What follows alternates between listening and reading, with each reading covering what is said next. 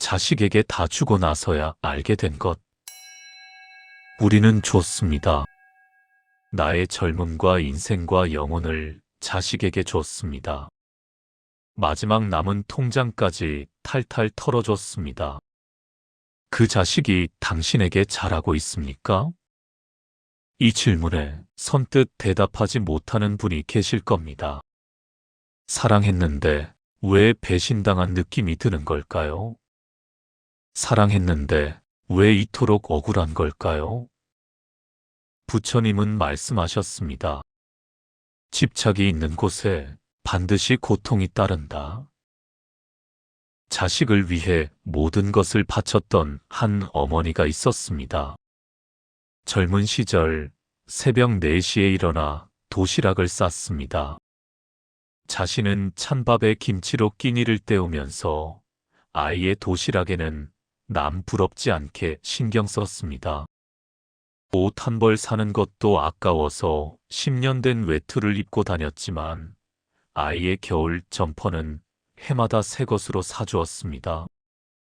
평생을 아끼고 참고 자신을 뒤로 미루며 살았습니다.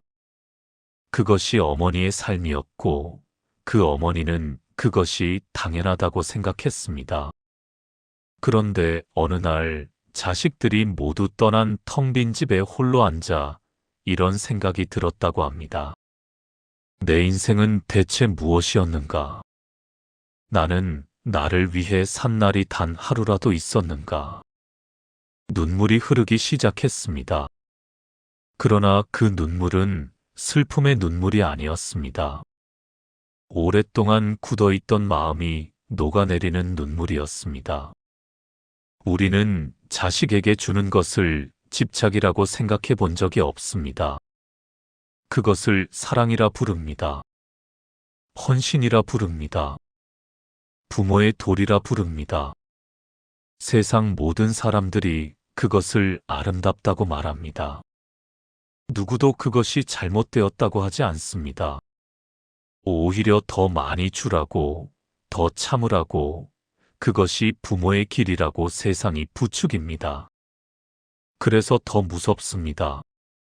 자신이 집착하고 있다는 사실조차 모른 채 평생을 바치기 때문입니다.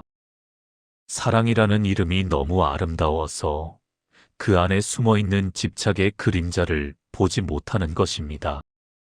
한번 돌이켜 보십시오. 자식이 어렸을 때 밥 한 숟갈이라도 더 먹이려 애쓰던 그 마음. 학교에 보낼 때 좋은 옷 한 벌 사주려고 자신의 옷은 해진 채로 입었던 그 시절. 학원비를 마련하려고 점심을 거르고 커피 한 잔의 사치도 허락하지 않았던 그 날들. 결혼할 때 남들 앞에 부끄럽지 않게 해주겠다며 없는 살림에서 쥐어짜냈던 그 돈. 혼수를 맞추면서 자신의 노후 자금까지 털어넣었던 그 순간. 손자가 태어나면 또 이것저것 보태주고 아이 봐주러 다니면서 자신의 무릎이 망가지는 것도 몰랐던 그 세월. 자식이 감기에 걸리면 자신이 아픈 것보다 더 마음이 쓰였고, 자식이 시험에 떨어지면 자신의 실패보다 더 가슴이 아팠습니다. 그 모든 것이 사랑이었습니다. 틀림없는 사랑이었습니다. 세상 그 무엇과도 바꿀 수 없는 거룩한 사랑이었습니다. 하지만 부처님의 눈으로 보면 그 사랑에는 눈에 보이지 않는 끈이 하나 달려 있었습니다.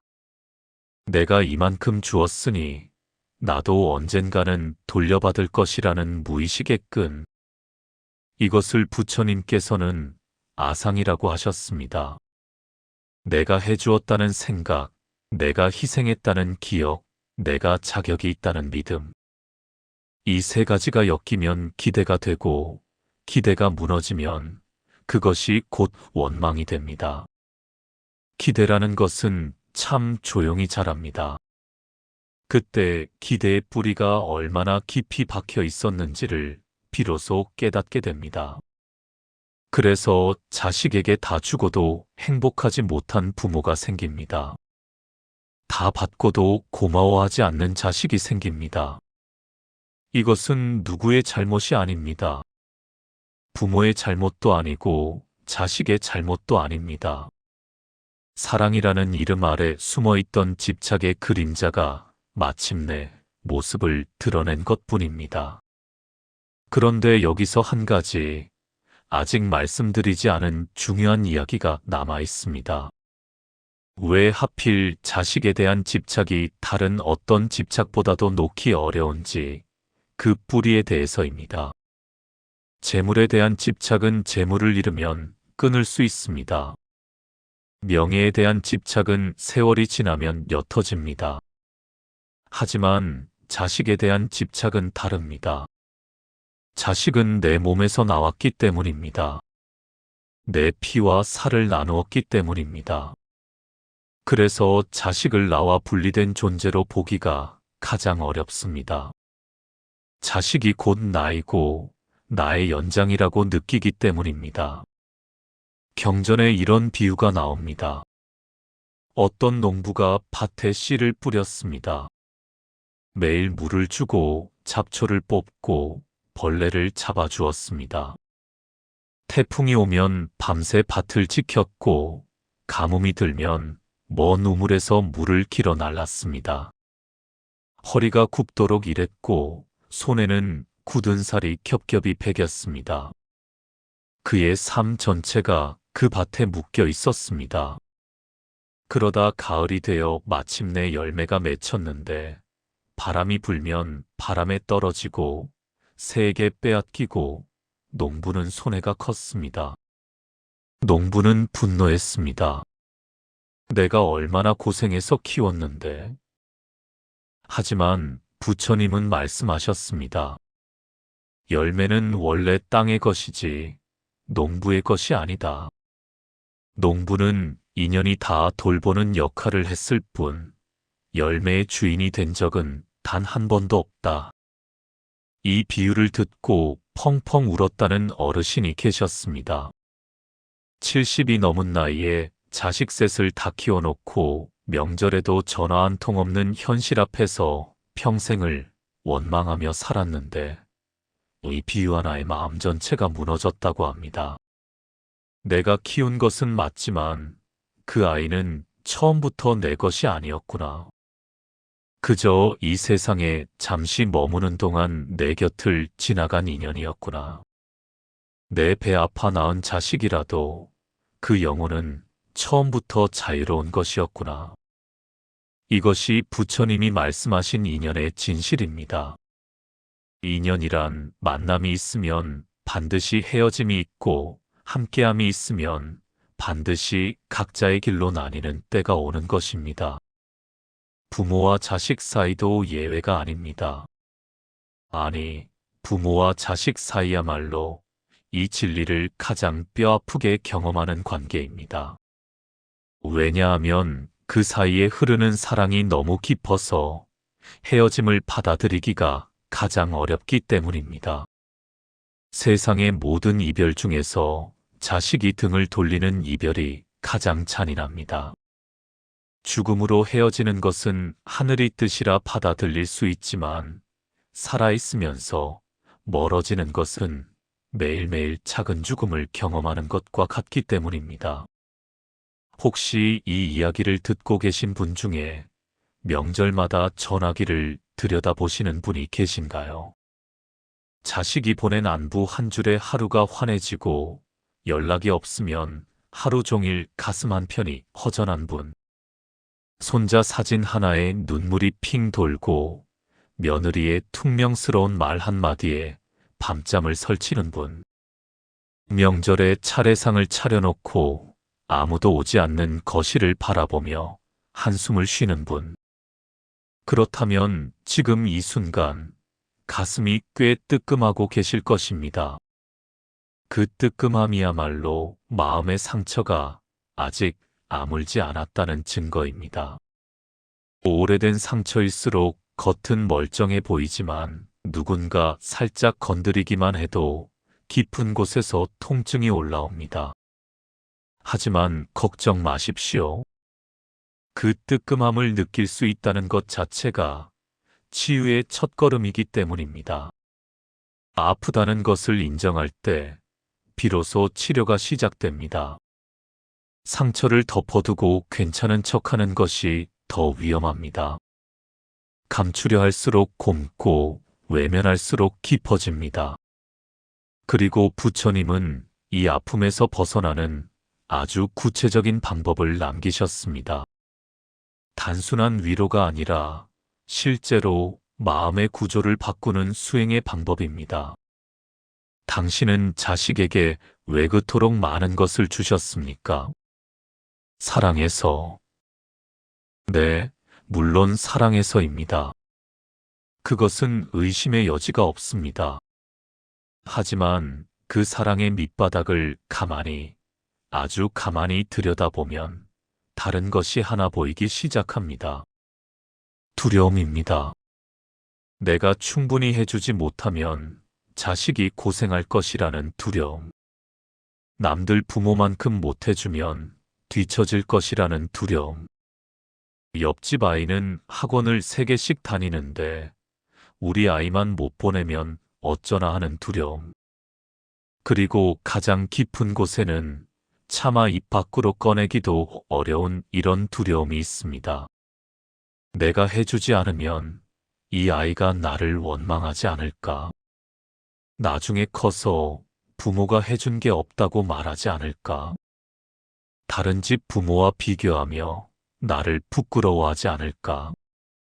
이 두려움이 얼마나 깊은지 아십니까?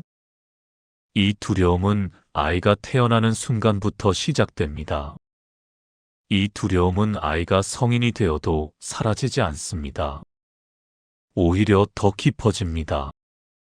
결국 부모의 사랑 안에는 항상 두려움이 함께 살고 있었던 것입니다.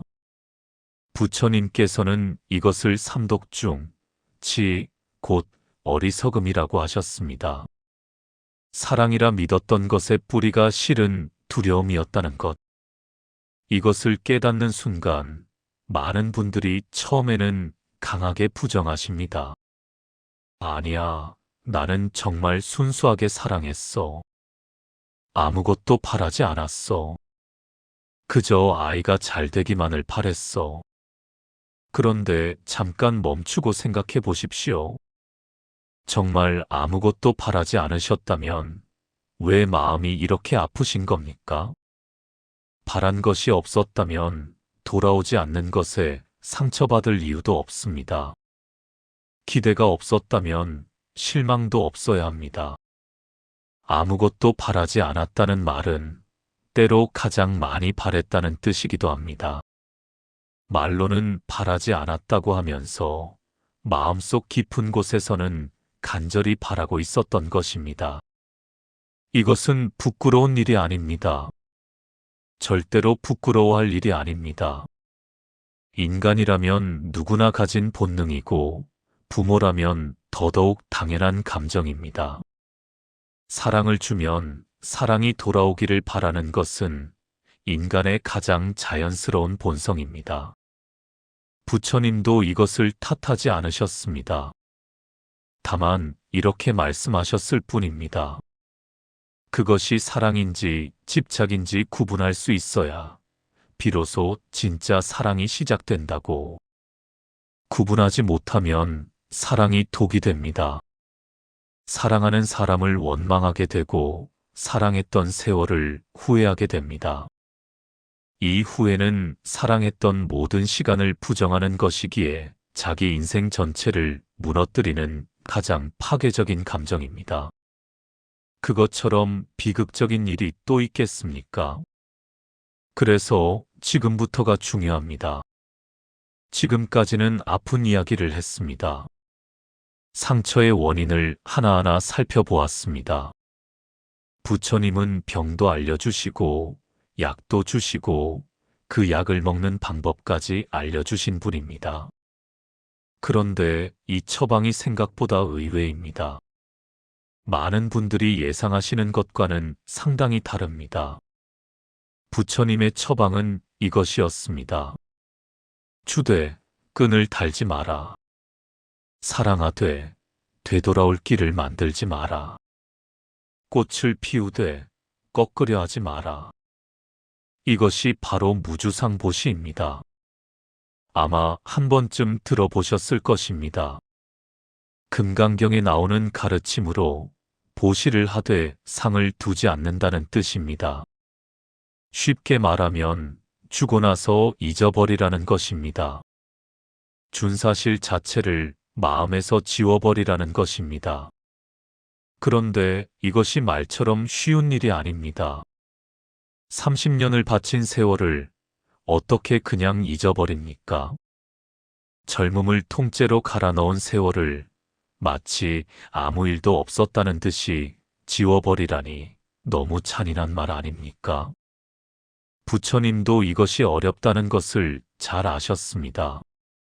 그래서 한 번에 놓으라고 하지 않으셨습니다. 단계를 알려주셨습니다. 첫 번째 단계입니다. 주었다는 사실을 기억하되 그것으로 무엇을 얻으려 했는지를 찬찬히 돌아보라고 하셨습니다. 자식에게 집을 사준 것을 기억할 때 그 기억 속에 자식이 고마워하는 장면이 함께 떠오른다면 그것이 바로 끈입니다. 결혼 비용을 대주며 아이의 감사하는 표정을 상상했다면 그것도 끈입니다. 끈이 있다는 것이 나쁜 것이 아닙니다. 끈이 있다는 사실을 모르는 것이 문제입니다. 보이지 않는 끈에 묶여 있으면서 나는 자유롭다고 착각하는 것이 진짜 고통의 원인입니다. 자각이 없는 집착은 감옥과 같습니다. 감옥에 갇힌 줄도 모르는 사람은 탈출할 생각조차 하지 않습니다. 먼저 내가 묶여 있다는 것을 알아야 합니다. 두 번째 단계입니다. 그 끈을 자각했다면 억지로 끊으려 하지 말고 그저 바라보라고 하셨습니다. 아, 내가 고마움을 바라고 있었구나. 아, 내가 효도를 기대하고 있었구나. 아, 나는 사랑한다고 하면서 실은 무언가를 거래하고 있었구나. 있는 그대로를 보는 것. 판단하지 않고 비난하지 않고 자신을 탓하지도 않고 그저 고요히 지켜보는 것. 마치 강가에 앉아 물이 흘러가는 것을 바라보듯이 내 마음속의 기대와 집착이 흘러가는 것을 지켜보는 것입니다. 놀랍게도 이렇게 가만히 관찰하는 것만으로도 집착은 스르르 힘을 잃기 시작합니다. 볕에 놓아둔 얼음이 저절로 녹듯이 자각의 빛 아래에서 집착은 천천히 녹아내립니다. 이것은 믿기 어려우실 수도 있습니다. 그냥 바라보기만 하면 뭐가 달라지겠느냐고 생각하실 수 있습니다. 하지만 한번 해보십시오. 오늘 밤 잠들기 전에 딱 5분만 시간을 내십시오. 편안하게 누워서 눈을 감고 자식에 대한 서운함이 올라올 때 그것을 밀어내지 말고 가만히 바라보십시오. 그 감정이 어디에서 오는지, 무엇을 원하고 있는지 판단 없이 지켜보십시오. 그것만으로도 마음의 작은 변화가 시작될 것입니다. 부처님께서 보장하신 방법입니다. 세 번째, 가장 중요한 단계입니다. 나라는 존재를 자식과 분리하는 연습입니다. 부처님께서는 말씀하셨습니다. 부모와 자식은 같은 배를 타고 강을 건너는 사이이다. 강을 건너면 각자의 길을 가는 것이 자연의 이치다. 같은 배에 탔다고 해서 평생 함께 가야 하는 것은 아닙니다. 배에서 함께한 시간은 소중합니다. 그 시간을 부정하라는 것이 아닙니다. 하지만 강을 건넜다면 배에서 내릴 줄도 알아야 합니다. 내리면서 서운해하는 것은 강을 건너준 배의 은혜를 잊는 것이 아닙니다. 다만 각자가 걸어야 할 다음 길을 걸을 준비를 하는 것입니다. 이것이 자연의 순리이고 부처님이 가르치신 연기법의 지혜입니다. 새끼 새가 둥지를 떠나는 것을 보고 슬퍼하는 어미 새는 없습니다. 날개가 자랐으니 날아가는 것이 당연하고 어미는 또 다음 봄을 준비합니다. 인간만이 자식의 떠남을 슬퍼합니다. 왜냐하면 인간만이 기억하고 기대하고 비교하기 때문입니다. 하지만 그 슬픔을 놓아버리면 자연의 평안함이 찾아옵니다. 이 말씀을 듣고 실천에 옮기신 분의 이야기를 하나 전해드리겠습니다. 한 할머니가 계셨습니다. 아들 하나를 위해 평생을 살았습니다. 남편이 40대 초반에 일찍 세상을 떠난 뒤 혼자 작은 분식점을 하며 아들을 대학까지 보냈습니다. 새벽부터 밤까지 떡볶이를 볶고 어묵 국물을 끓이면서 손가락 마디마디가 굳어가는 것도 느끼지 못했습니다. 아들이 결혼할 때는 전세금까지 보태주었습니다. 분식점을 정리하며 모아둔 돈의 거의 전부를 내어주었습니다. 그런데 결혼 이후 아들은 점점 멀어졌습니다. 추석에는 며느리 쪽 가족과 보내겠다는 말에 할머니는 혼자 송편을 빚었습니다. 아무도 먹을 사람 없는 송편을 빚으면서 눈물이 반죽에 섞였습니다. 차례상에 놓을 음식을 정성껏 차려놓고 텅 빈 거실에서 혼자 절을 올렸습니다. 젓가락 하나 들 사람 없는 음식들이 식어가는 것을 바라보며 이것이 내 인생의 결말인가 하는 생각에 가슴이 무너졌습니다. 원망이 하늘을 찔렀습니다. 내가 뭘 잘못했나? 내 청춘을 다 바쳤는데 고작 이것이 돌아오는 것인가? 그 원망은 밤마다 잠을 빼앗았고 건강까지 흔들었습니다. 혈압이 올라가고 가슴이 두근거리고 소화가 되지 않았습니다. 병원에 다니기 시작했고 불면증과 우울증 약을 처방받았습니다. 약을 먹어도 마음은 낫지 않았습니다. 그러던 어느 날 이웃의 권유로 절에 갔다가 스님으로부터 무주상보시 이야기를 들었습니다. 처음에는 화가 났습니다. 잊으라니요. 30년을 바쳤는데 잊으라니요. 내 인생을 통째로 부정하라는 말씀입니까?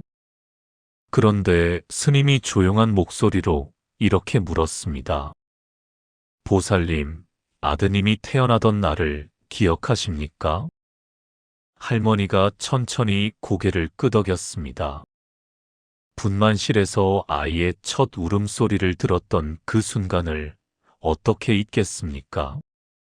세상의 모든 소리를 합쳐도 그 울음소리보다 아름다운 소리는 없었습니다. 스님이 다시 물었습니다.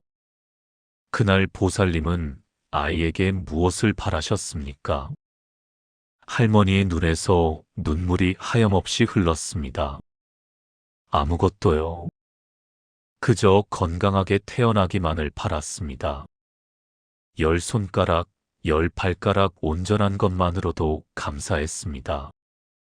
그 작은 생명이 이 세상에 왔다는 것만으로도 세상을 다 가진 것 같았습니다. 스님이 조용히 말했습니다. 그것이 보살님의 진짜 사랑이었습니다. 아무것도 바라지 않았던 그 순간이 보살님 인생에서 가장 순수한 사랑이었습니다. 지금의 아픔은 그 순수한 사랑 위에 세월이 한 겹 한 겹 쌓아올린 기대의 무게입니다. 사랑이 변한 것이 아닙니다. 사랑 위에 기대가 쌓인 것입니다. 모래 위에 탑을 쌓듯이 순수한 사랑 위에 기대와 바람과 조건이 하나둘 쌓이면서 그 무게에 사랑이 짓눌려 보이지 않게 된 것입니다. 그 무게를 내려놓으시면 됩니다. 기대를 내려놓으시면 그 아래에 처음 그대로의 사랑이 고스란히 남아 있습니다. 할머니는 그날부터 매일 아침 한 가지 연습을 하셨습니다. 눈을 감고 아들이 태어나던 날의 마음으로 돌아가는 연습입니다. 아무것도 바라지 않았던, 그저 존재만으로 감사했던 그 마음. 그 갓난아이의 작은 손이 자신의 손가락을 꼭 쥐었던 그 순간의 벅참. 분만실에 울려 퍼졌던 그 울음소리의 아름다움.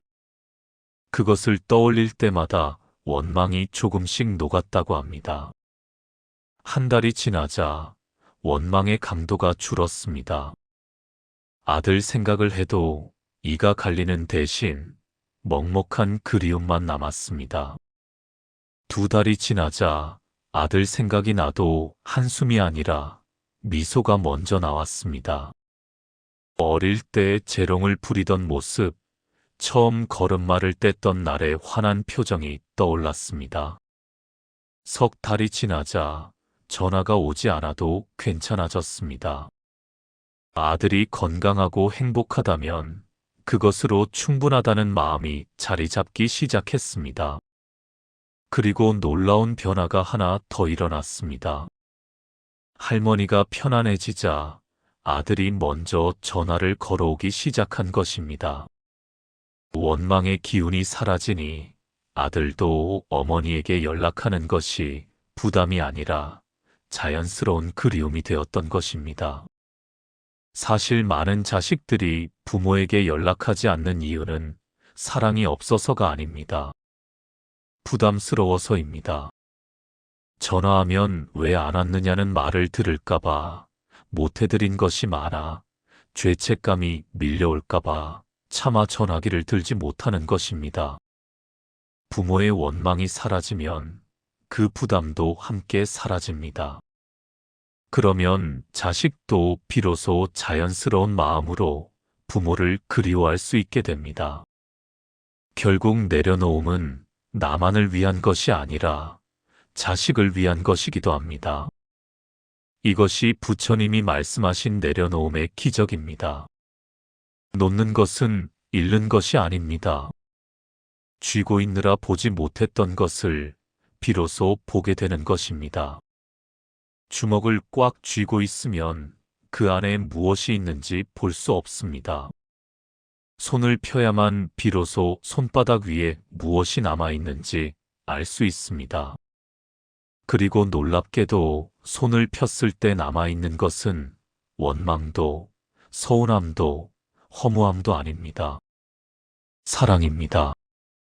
처음부터 그 자리에 있었던 조건 없는 사랑이 남아있습니다. 기대를 내려놓았을 때 비로소 사랑의 본래 모습이 드러납니다. 그 사랑은 돌려받을 필요가 없는 사랑입니다. 왜냐하면 주는 것 자체가 이미 충만한 행위이기 때문입니다. 부처님께서 말씀하신 진정한 보시란 바로 이것입니다. 주고 나서 비어지는 것이 아니라 주고 나서 오히려 가득 차는 것. 그것이 무주상 보시의 경지입니다. 이 경지에 이르면 이상한 일이 벌어집니다. 아무것도 바라지 않으니 아무 것에도 실망하지 않게 됩니다. 아무 것에도 실망하지 않으니 마음이 언제나 평온합니다. 마음이 평온하니 모든 것이 감사하게 보이기 시작합니다. 자식이 전화를 하면 감사하고 하지 않아도 감사합니다. 찾아오면 반갑고 오지 않아도 그 아이가 자기 삶을 열심히 살고 있다는 것에 대견함을 느낍니다. 이것이 진정한 자유입니다. 부처님이 말씀하신 해탈이란 멀리 있는 것이 아닙니다. 바로 이 마음, 기대 없이 사랑할 수 있는 이 마음이 해탈입니다. 마지막으로 부처님이 남기신 한마디가 있습니다. 지금 어디에 계시든 무엇을 하고 계시든 잠시 멈추시고 눈을 감아 보십시오. 지금 이 순간 당신의 자녀를 떠올려 보십시오.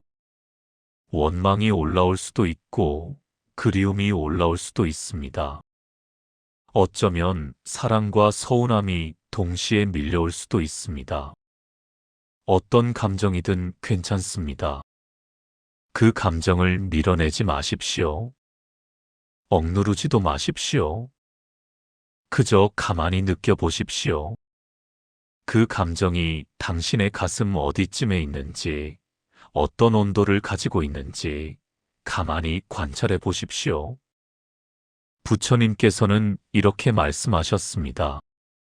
진정한 사랑은 상대를 내 곁에 두는 것이 아니라 상대가 어디에 있든 평안하기를 바라는 것이다. 이 말씀의 깊은 뜻을 아시겠습니까? 내 곁에 있어야만 사랑이 아닙니다. 보고 싶다고 잡아두는 것은 사랑이 아니라 소유입니다. 전화를 해야만 사랑이 아닙니다. 찾아와야만 사랑이 아닙니다. 그 아이가 지금 어디에 있든 무엇을 하든 건강하고 평안하다면, 웃고 있다면 그것이 사랑의 완성입니다. 당신이 자식에게 준 모든 것은 사라지지 않았습니다. 그 모든 것이 자식의 몸과 마음에 깊이 스며들어 지금 이 순간에도 그 아이를 지탱하고 있습니다. 자식이 그것을 아는지 모르는지는 중요하지 않습니다. 꽃이 뿌리의 존재를 모른다고 해서 뿌리가 사라지는 것은 아닙니다. 당신은 뿌리입니다. 보이지 않는 곳에서 묵묵히 생명을 전해준 뿌리. 그 뿌리가 있었기에 꽃이 피었고 그 뿌리가 있었기에 열매가 맺혔습니다. 뿌리는 칭찬을 받지 못합니다. 햇빛을 받지도 못합니다. 사람들의 눈에 보이지도 않습니다. 하지만 뿌리가 없으면 나무 전체가 쓰러집니다. 당신이 바로 그 뿌리입니다. 보이지 않아도 괜찮습니다. 알아주지 않아도 괜찮습니다. 당신이 존재했기에 당신의 자식이 이 세상에 단단히 서 있을 수 있는 것입니다. 그러니 이제 당신 자신을 위해 사십시오. 자식에게 다 주고 남은 것이 없다고 생각하셨다면 다시 한번 찬찬히 보십시오. 당신에게는 아직 당신이 남아 있습니다. 그것이야말로 부처님이 당신에게 주신 가장 큰 선물입니다. 자식에게 모든 것을 준 당신에게 부처님은 이렇게 말씀하실 것입니다. 이제는 내 자신에게 돌아가거라. 내가 남에게 주었던 그 사랑을 이제는 내 자신에게 주어라. 내가 자식의 밥을 지었듯 이제는 내 자신을 위한 밥을 정성껏 지어라. 내가 자식의 앞길을 걱정했듯 이제는 내 자신의 하루를 따뜻하게 보살펴라. 그것이 진정한 보시이며 그것이 진정한 해탈이다. 오늘 이 이야기가 당신의 마음에 작은 쉼터가 되었기를 바랍니다. 우리는 혼자가 아닙니다. 같은 강을 건너고 있는 사람들이 이렇게 많습니다. 이 영상이 도움이 되셨다면 주변에 비슷한 아픔을 가진 분에게도 나눠주십시오. 당신이 나누는 그 한 번의 공유가 누군가의 밤을 밝히는 등불이 될 수 있습니다. 부처님의 가르침이 당신의 밤을 조금 더 편안하게 해주기를, 당신의 마음에 봄바람 한 줄기가 불어오기를 진심으로 기원합니다. 그리고 기억하십시오. 당신은 이미 충분히 사랑했고, 충분히 주었고, 충분히 좋은 부모였습니다. 이제는 당신 차례입니다. 내일 아침 눈을 뜨면 가장 먼저 자신에게 이렇게 말해 보십시오. 오늘 하루는 나를 위한 하루다. 그리고 좋아하는 음식을 해서 드십시오. 가고 싶었던 곳에 가보십시오. 오래전부터 하고 싶었지만 미뤄왔던 것을 시작해 보십시오. 당신의 남은 날들은 자식을 위한 시간이 아니라 당신 자신을 위한 선물입니다. 그 선물을 기꺼이 받으십시오. 부처님도 그것을 바라고 계십니다. 당신이 행복해야 당신의 사랑도 비로소 완성됩니다.